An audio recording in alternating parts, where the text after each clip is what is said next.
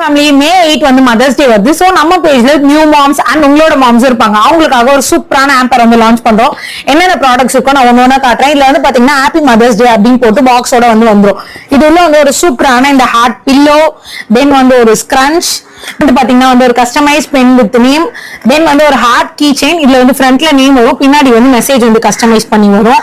தென் வந்து ஒரு truffle chocolate, தென் ஒரு மினியேச்சர் பாட்டில், நீங்க மெசேஜ் வந்து எழுதிக்கலாம். தென் ஒரு உமன்ஸ் வாட்ச், தென் வந்து ஒரு கஸ்டமைஸ்ட் வேலட். இதுல வந்து நேமும் சாமும் உங்களுக்கு கஸ்டமைஸ் பண்ணி வந்துரும். இது வந்து 3/4 வேலட்.